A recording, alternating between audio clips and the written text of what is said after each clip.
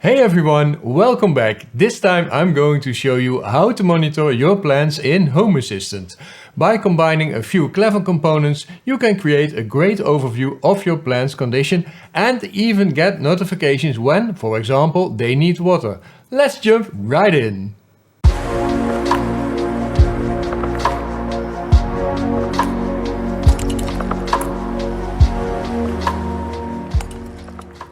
Now, in my house almost everything is already automated, but there are always those little projects you keep thinking, I should really try that someday. I'll admit, plant monitoring might not be the first thing you'd want to automate in your smart home, but it's really fun to see how your plants are doing and to get alerts when they need a little attention.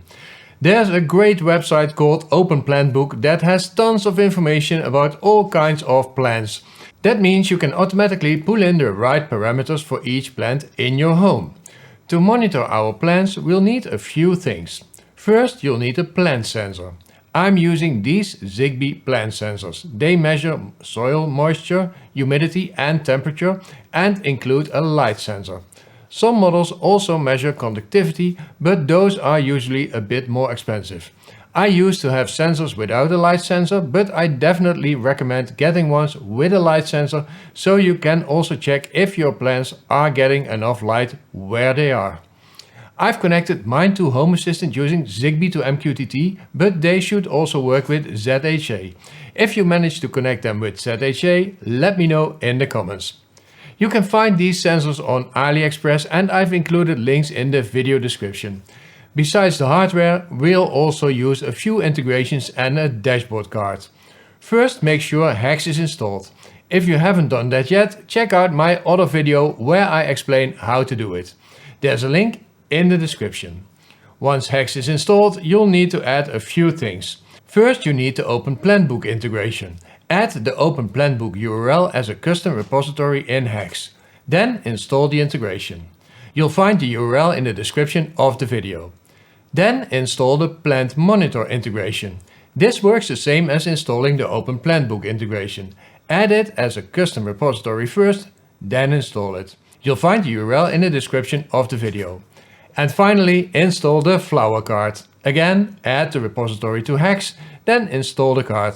You'll find the URLs of all the repositories in the description of the video. Once everything is installed, we can finally show our plants on the dashboard. First, we need to install OpenPlantbook in Home Assistant itself. For that, get an API key at the OpenPlantbook website. Then install OpenPlantbook in Home Assistant and enter your API credentials. Of course, you first need to add your plant sensor to Zigbee to MQTT or ZHA so that Home Assistant can see it. When your sensor shows up in Home Assistant, add your plant to the Plant Monitor integration. You can give your plant a name, choose the species, so OpenPlantbook can identify it, and then select all the sensor entities your device provides. In my case, I can select everything except conductivity because my sensor doesn't measure that. If your plant is found in OpenPlantbook, all the ideal growing conditions are automatically imported, which is super convenient. It might take a few minutes for the data to become visible in Home Assistant, so be patient. The Plant Monitor integration can also detect when something's wrong. For example, if your plant doesn't get enough light or water. You can set this up by adjusting the device options and choosing which sensors should trigger alerts.